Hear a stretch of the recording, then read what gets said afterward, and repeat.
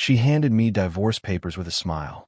27 years, and she needed to find herself. I signed without hesitation. No begging, no drama. She expected me to fall apart. But what happened next? Let's just say she came back expecting an empty house and a broken man. What she found instead made her face go white. Some doors, once closed, don't open again. My name is Benjamin Mitchell. I'm 54 years old, and until 6 months ago, I thought I had my life figured out. I ran a successful construction supply business in Asheville, North Carolina.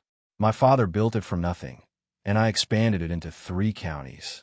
Good reputation, solid income, and a house paid off before my 50th birthday.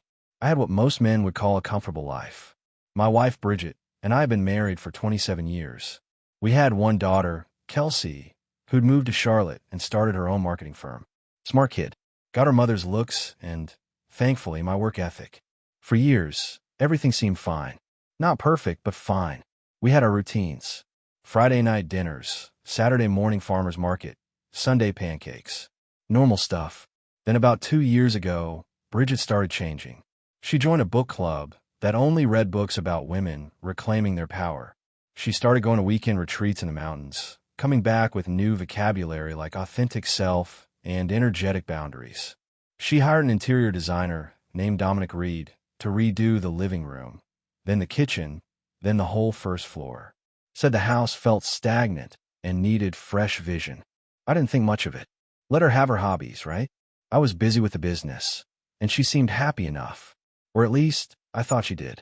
Then came that Tuesday in March. I remember because it was raining, one of those cold, miserable rains that makes you want to stay inside with coffee and a book. I came home around 6, boots muddy from site inspection, and found Bridget sitting at the kitchen table. There was a manila envelope next to the salt shaker. "We need to talk," Bridget said. Her voice was calm, almost rehearsed. I set my keys down slowly. "All right." She slid the envelope toward me. "I've been doing a lot of thinking. About us. About me. About what I want from the rest of my life." I opened the envelope. Divorce papers.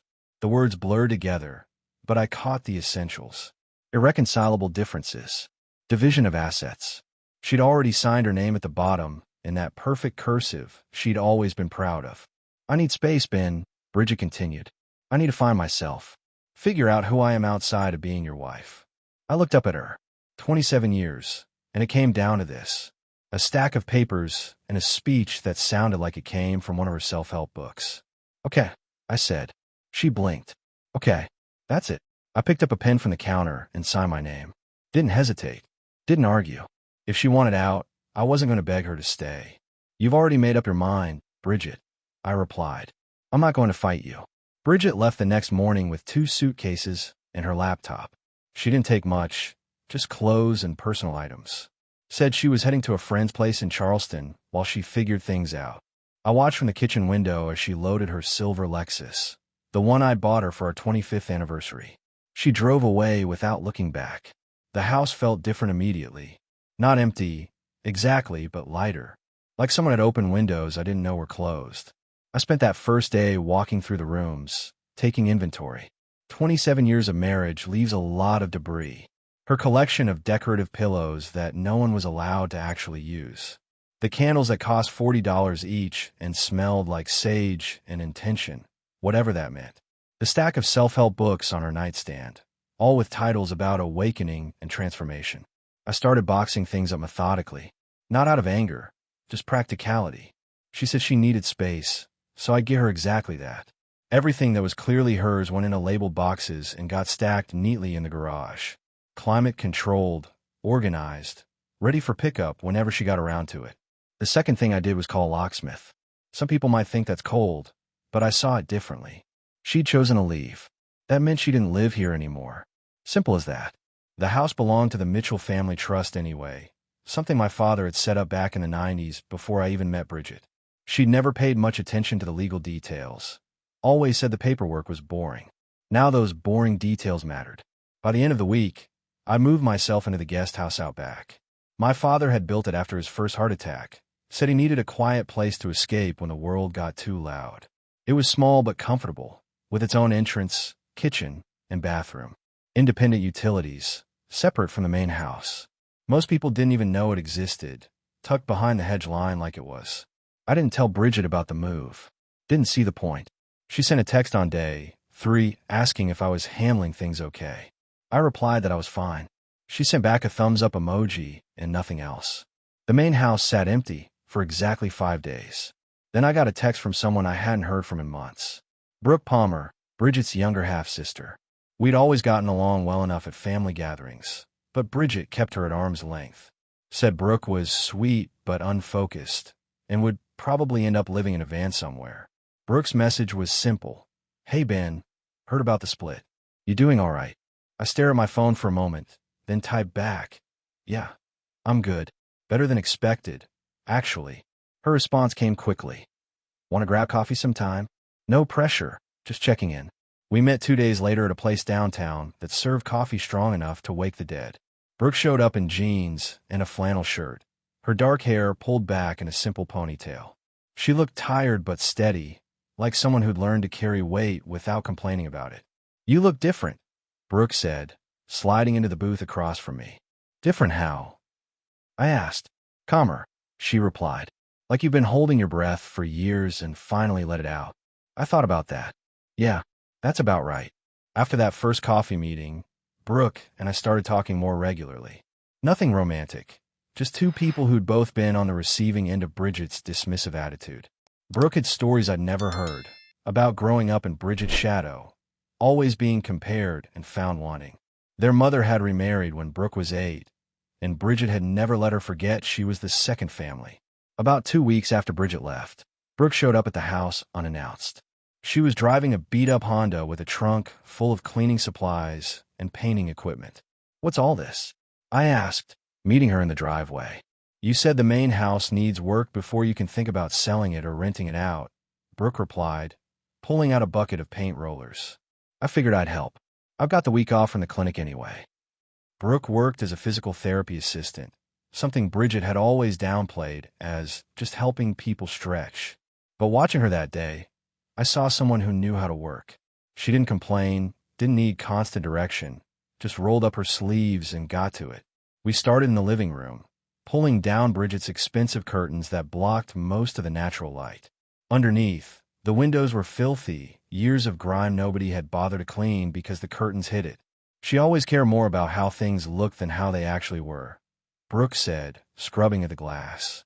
Yeah, I agreed, pulling down another curtain rod. I'm starting to see that. We worked through the afternoon, making more progress than I'd managed alone in 2 weeks. Brooke had this way of making the work feel lighter, cracking jokes about Bridget's taste in furniture and suggesting we burn the decorative pillows for warmth. By evening, we'd cleared out the living room completely and given it a fresh coat of neutral paint. The space looked bigger, brighter, like it could finally breathe. You should stay, I said as we cleaned up. The spare room's empty, and it's getting late. Save you the drive back to Columbia. Brooke hesitated. You sure? I don't want to impose.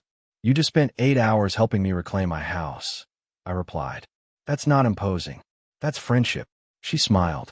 All right, but I'm making breakfast tomorrow, and we're tackling that disaster of a kitchen.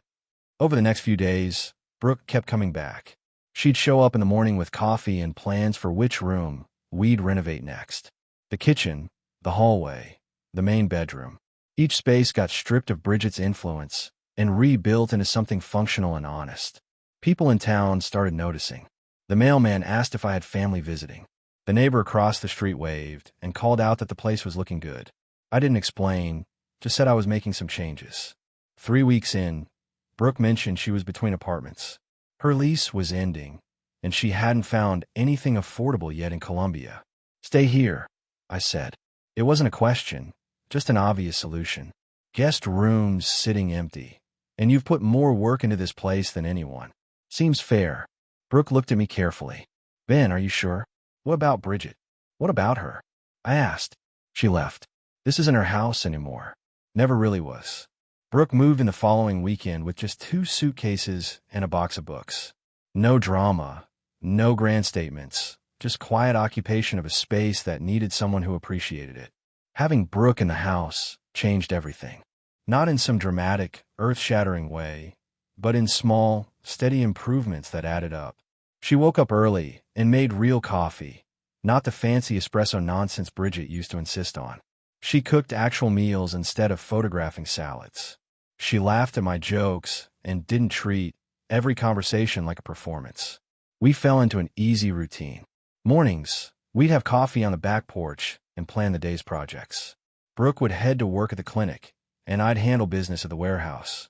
Evenings, we'd work on the house together, stripping away years of Bridget's decorating choices and replacing them with something simpler and more honest. The living room got new furniture, comfortable stuff you could actually sit on. The kitchen lost its pretentious copper accents and gained functional storage. The main bedroom, which I still hadn't moved back into, got completely repainted and refurnished. It stopped being Bridget's shrine and became just a room. Brooke had her own life and her own space, but there was something comfortable about having another person around. Someone who didn't need me to be anything other than what I was. She'd work on her sketches in the evenings while I read, and we'd exist in the same space without it being heavy or complicated. My daughter Kelsey called one evening while Brooke and I were painting the hallway. "Dad, I heard Aunt Brooke's staying with you," Kelsey said. There was no judgment in her tone, just curiosity. "Yeah, she's helping fix up the house," I replied. "Place needed work." "How are you doing?" "Really?" Kelsey asked. "Better than I expected," I admitted. "Your mom made her choice, and I'm making mine. No point dwelling on what's done." "Good," Kelsey said firmly. "You deserve better than someone who treats you like an accessory. I love Mom, but she's been selfish for years. I'm glad you're not sitting around waiting for her to come back." After we hung up, Brooke looked over from where she was edging the trim. "Kelsey okay with me being here?" she asked. "More than okay," I said. "She's glad I'm not alone." Brooke nodded, returning to her work. "For what it's worth, Ben, I'm glad too. This place is starting to feel like a home instead of a museum." She was right. The house was transforming, and so was I. The weight I'd been carrying for years, trying to make Bridget happy, trying to be enough, had lifted. I wasn't trying to please anyone anymore. I was just living, and it felt good. By the end of the month, Brooke had completely settled in. Her art supplies occupied one corner of the guest room. Her running shoes sat by the back door. Her laughter filled spaces that had been silent for too long. The house wasn't empty anymore. It was alive. Life had settled into something resembling normal when I discovered the first discrepancy. I was going through old bank statements, preparing documents for the divorce attorney, when I noticed a pattern. Regular transfers from our joint account to an account I didn't recognize. 500 here, 1,000 there, sometimes more. Over the past 18 months, nearly $40,000 had disappeared. I called the bank. The account belonged to someone named Dominic Reed, the interior designer. Bridget's interior designer. I sat at my desk in the guest house, staring at the statements spread across the table. $40,000. Money I'd earned, money we'd saved together, funneled to another man while she smiled at me over breakfast and talked about finding herself. I called my attorney, Lawrence Griffith, a guy I'd known since high school. He whistled low when I explained what I'd found. "Ben, this changes things," Lawrence said. "We can use this in the settlement. Dissipation of marital assets. She can't just drain accounts and walk away clean." "I don't want to fight," I replied. "I just want what's mine protected." "Then we protect it," Lawrence confirmed. "I'll file the paperwork today. She'll have to account for every dollar." That evening, I showed Brooke the statements. She studied them carefully, her jaw tightening. "I'm not surprised," Brooke said finally. "Bridget always had someone on the side. Someone who made her feel special, told her what she wanted to hear." "You knew?" I asked. "I suspected," Brooke admitted, "but it wasn't my place to say anything. You two were married, and I was just the ignored little sister. Who would have believed me?" She had a point. I wouldn't have believed her. I'd been too busy trying to keep Bridget happy, too blind to see what was right in front of me. "There's something else," Brooke continued hesitantly. "I ran into Kelsey last week. She told me she'd known about Mom's affair for over a year. She saw them together at a restaurant in Charlotte and confronted Bridget. Your wife, Bridget, told her to keep quiet, said it was complicated and that you wouldn't understand." The betrayal cut deeper than I expected. Not just Bridget's affair, but Kelsey keeping it secret. My own daughter, protecting her mother's lies. She felt terrible about it, Brooke added quickly. Said she didn't know how to tell you without destroying everything. She was trying to protect you. I understood that. Didn't make it hurt less, but I understood. The next day, I called Kelsey. She answered on the second ring, her voice immediately defensive. Dad, I'm sorry. I should have told you, Kelsey said before I could speak. Yeah, you should have, I replied. But I get why you didn't. You were caught in the middle. I hated keeping it from you, Kelsey continued, her voice breaking slightly. But Mom said if I told you, it would ruin everything. She said she'd end it, that it was just a phase. It wasn't a phase, Kelsey, I said quietly. It was a choice, one she made repeatedly. We talked for an hour. Kelsey cried, apologized, explained how torn she'd felt. I didn't blame her. She'd been put in an impossible position by her mother, and she'd done what she thought was best. That's all any of us can do. When I hung up, Brooke handed me a cup of coffee and sat down across from me at the kitchen table. You all right? Brooke asked. I will be, I said. Just processing. For what it's worth, Brooke said carefully, you're handling this better than most men would. You're not lashing out or falling apart. That takes strength. I wasn't sure about strength. I just knew that staying angry wouldn't change anything.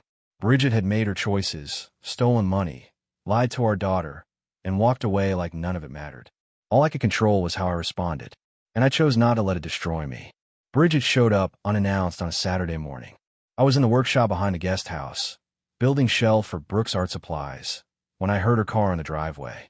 I set down my drill and walked around front, wiping sawdust off my hands. She stepped out of her Lexus, wearing expensive yoga clothes and oversized sunglasses. She looked thinner, more angular, like she'd been subsisting on green juice and validation. Ben, we need to talk, Bridget announced, pulling off her sunglasses. About what? I asked, staying where I was. About the house. About our things. About moving forward properly, Bridget explained, her tone suggesting she'd rehearsed this. Everything's been handled, I replied. Your belongings are boxed in the garage. Your attorney has all the documents. Nothing left to discuss. She bristled at that. I want to see the house. Make sure you haven't damaged anything. The house is fine, I said evenly. Better than fine, actually. Before she could respond, the front door opened. Brooke stepped out wearing paint-splattered jeans and one of my old work shirts, her hair tied back with a bandana. She was carrying a paintbrush and looked completely at home. Bridget froze. Her face went through several expressions in rapid succession: confusion, recognition, disbelief, then something that looked like panic. What is she doing here? Bridget demanded, her voice rising. Brooke lives here now, I said simply. She's been helping fix up the place. Lives here, Bridget repeated, her voice climbing higher. She's living in my house. It's not your house, Bridget, I corrected. It never was. The house belongs to the Mitchell Family Trust. Always has. Bridget's panic transformed into rage. You moved my sister into my home the second I left. That's disgusting, Ben. That's manipulative and disgusting. Half-sister, Brooke corrected calmly, leaning against the doorframe. And you left, Bridget. You dropped divorce papers and left to find yourself. Remember? Ben didn't chase you. He just stopped waiting. Bridget's face flushed. You always wanted what I had. Even when we were kids, you were always jealous, always trying to take my place. I don't want your place, Brooke replied, her voice steady. I'm just helping someone who deserves better than what you gave him. Bridget turned back to me, her expression desperate now. Ben, please. We can work this out. I made mistakes, but we can fix this. Just tell her to leave. I looked at her carefully. This woman I'd spent 27 years with, who'd drained our accounts to fund an affair, who'd lied to our daughter, who'd left without a backward glance. And now she was panicking because someone else had filled the space she'd abandoned. No, I said. You made your choice. You wanted space, and I gave it to you. All of it. You're going to regret this, Bridget hissed, backing toward her car. Both of you will regret this. I don't think so, I replied. But you might want to talk to your attorney about those bank transfers. We found them all. Her face went pale. She opened her mouth, closed it, then got in her car without another word. The tires spun gravel as she reversed out of the driveway and disappeared down the street. Brooke walked over and stood beside me, both of us watching the dust settle. That went well, Brooke said dryly. I laughed despite myself. Yeah, real smooth. She's going to make trouble, Brooke observed. Probably, I agreed. But we've got the truth on our side. That counts for something. Bridget's attorney filed motions within 48 hours of her visit. She wanted the house, half the business assets, and alimony despite being the one who left. Her lawyer painted me as vindictive and cruel for replacing her so quickly with her own sister. Lawrence called me that Tuesday morning, sounding almost amused. Ben, she's claiming you violated the sanctity of the marriage by moving Brooke in immediately after she left, Lawrence explained. Her attorney is trying to paint this as adultery. Adultery? I repeated. She's the one who drained 40 grand to fund an affair with her designer. Exactly, Lawrence agreed. Which is why this won't work. We've got bank records, timestamps, witness statement from the designer's ex-wife, who confirmed the affair started 2 years ago. Bridget doesn't have a leg to stand on. The court date arrived 3 weeks later. I wore a suit, sat quietly, and let Lawrence handle the talking. Bridget showed up in all black, playing the wounded victim. Her attorney argued that I'd emotionally abandoned her, that I'd planned to replace her with Brooke all along, that the house should be hers as compensation for years of emotional neglect. Then Lawrence presented the evidence. Bank statements showing systematic transfers to Dominic Reed. Text messages Kelsey had provided showing Bridget admitting to the affair. Testimony from neighbors who'd seen Dominic's car in our driveway on days I was at work. The judge, a stern woman in her 60s named Patricia Holloway, reviewed everything carefully. Then she looked over her glasses at Bridget. Mrs. Mitchell, you depleted marital assets to fund an extramarital affair, then abandoned the marriage claiming you needed space. Judge Holloway said flatly. And now you're demanding the family home and support from the man you betrayed. Is that accurate? Bridget's attorney started to speak, but the judge raised her hand. The home belongs to a family trust established before your marriage. Judge Holloway continued. You have no legal claim to it. Furthermore, the dissipation of assets will be accounted for in the final settlement. You'll be responsible for repaying half of what you transferred, roughly $20,000. Bridget's face went pale. Her attorney whispered urgently to her, but she just sat there frozen. As for alimony, the judge added, given that you voluntarily left the marriage and depleted marital assets, I see no basis for support. Divorce granted. Division of remaining assets to be calculated minus the amount Mrs. Mitchell must repay. We're done here. Walking out of that courthouse felt like stepping into sunlight after years in a cave. Brooke was waiting outside, having taken the day off to be there. How'd it go? Brooke asked. We won. I said simply. Everything. 2 weeks after the court ruling, Brooke started feeling sick. At first, we thought it was stress from the legal battle, or maybe just a stomach bug. But when it didn't improve after a week, I insisted she see a doctor. She came back from the appointment looking stunned. Ben, I'm pregnant, Brooke said, sitting down heavily at the kitchen table. I stared at her. Pregnant. About 6 weeks, she confirmed, her hands shaking slightly. I didn't even think it was possible. I've always had irregular cycles, and we were careful. Mostly, we had gotten closer over the past months, finding comfort in each other after everything with Bridget. It hadn't been planned or dramatic, just two people healing together who found something unexpected. What do you want to do? I asked, sitting across from her. I want to keep it, Brooke said immediately. But I understand if this is too much, too fast. I can move out, handle this on my own. No, I said firmly. You're not handling this alone. If we're doing this, we're doing it together. Brooke's eyes filled with tears. Ben, are you sure? This is going to complicate everything. Everything's already complicated, I replied. This just makes it more interesting. We told Kelsey first. She came over that weekend, and we sat her down in the living room. I expected shock, maybe disapproval. Instead, she started laughing. Of course you're pregnant, Aunt Brooke, Kelsey said, shaking her head. Mom's going to lose her mind. That's not why we're doing this, I said quickly. I know, Dad, Kelsey replied, still grinning. But it's going to drive her absolutely insane, and honestly, she deserves it. You two deserve to be happy. If this makes you happy, then I'm happy for you. News traveled fast in a small town. Within days, everyone knew. The reactions were mixed. Some people thought it was too soon, too messy. Others figured we were both adults making our own choices. I didn't much care what people thought. Bridget heard about it within the week. She called me from an unknown number, screaming so loud I had to hold the phone away from my ear. You got her pregnant? My sister? You're disgusting, Ben. You planned this whole thing, Bridget yelled. I didn't plan anything, Bridget, I replied calmly. Life just happened. You know, the thing you left to go find.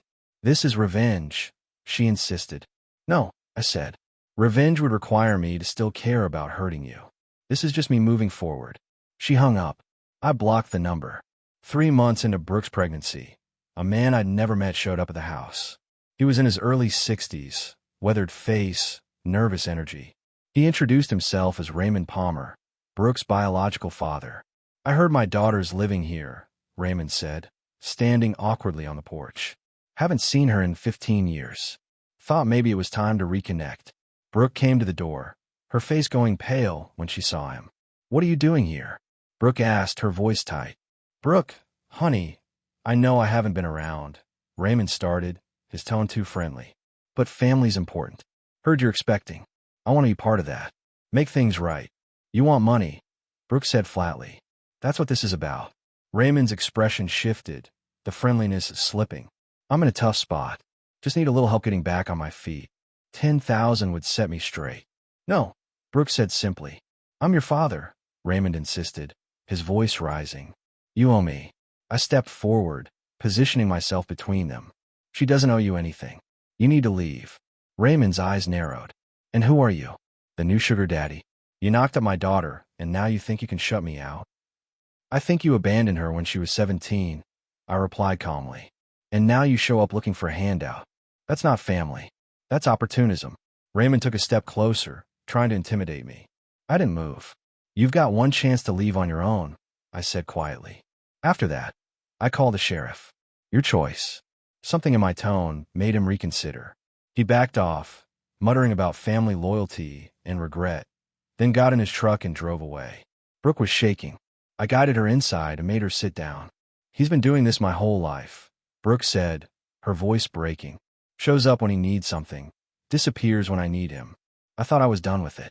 You were done with it, I said firmly. He's not getting near you or our child. I'll make sure of that. 2 days later, Raymond tried again, this time showing up at Brooke's work. Security escorted him out, and I filed a restraining order that afternoon. The judge granted it immediately after hearing Brooke's history with him. Meanwhile, Bridget had been making noise through mutual friends, claiming I'd stolen her sister and destroyed her life. Most people ignored her, but she managed to get to Kelsey's grandmother, my ex-mother-in-law, who called demanding answers. You got Brooke pregnant to hurt my daughter, she accused. No, I got Brooke pregnant because we're in a relationship and life happened, I replied. Bridget made her choices. I'm making mine. She hung up on me. I didn't care. The people who mattered understood what was really happening. Everyone else could believe whatever they wanted. 8 months after Bridget left, Brooke gave birth to a healthy baby boy. We named him David, after my father. Holding him in the hospital, watching Brooke exhausted but smiling, I realized something profound. This wasn't the life I'd planned, but it was better than anything I could have imagined. Kelsey was at the hospital within hours, tears streaming down her face as she held her baby brother. He's perfect, Dad, Kelsey said. You deserve this. You deserve to be happy. Bridget heard about the birth through her mother. She sent one text. Hope you're happy with your replacement family. I deleted it without responding. She was part of my past, not my future. The divorce settlement finalized 2 weeks later. Bridget got half of our liquid assets, minus the $20,000 she owed for the money she'd stolen. She kept her car and her personal belongings. I kept the house, the business, and my peace of mind. The trust structure my father had established protected everything that mattered. Dominic Reed, her designer lover, had apparently moved on to another wealthy client. Bridget was living in a small apartment in Charleston, posting inspirational quotes about resilience and starting over. I didn't follow her social media, but Kelsey kept me updated. Mom's telling people she left an abusive situation, Kelsey reported during one visit. That you controlled her financially and emotionally. Let her tell whatever story she needs to tell, I said, watching David sleep in his bassinet. The truth's in the court records, if anyone cares to look. Brooke and I settled into a routine. She went back to work part-time after maternity leave, and I adjusted my schedule to help with David. The house that had once been a showcase for Bridget's ego became a real home, filled with baby toys and laughter and the comfortable chaos of actual living. Raymond tried contacting Brooke once more, 6 months after David was born. A letter arrived requesting money and visitation rights as a grandfather. Brooke's attorney responded with a copy of the restraining order and a cease and desist. We never heard from him again. 15 months after Bridget dropped those divorce papers on my kitchen table, I was sitting on the back porch with Brooke, watching David take his first wobbly steps across the grass. Kelsey was there too, recording on her phone and cheering him on. "You know what's funny?" Brooke said, leaning against my shoulder. "Bridget spent all those years trying to find herself, and she still has no idea who she is. But you knew all along. You just needed her gone to remember." She was right. The man I'd been with Bridget, constantly trying to be enough, constantly adjusting to her changing demands, that wasn't really me. That was survival. This, sitting here with people who valued me for who I actually was, this was living. David stumbled and sat down hard in the grass. Instead of crying, he laughed and got back up, determined to keep trying. I smiled, watching him. Starting over wasn't about erasing the past. It was about building something better from what remained. And looking at my son, my daughter, and Brooke beside me, I knew we'd built something solid, something real, something worth keeping.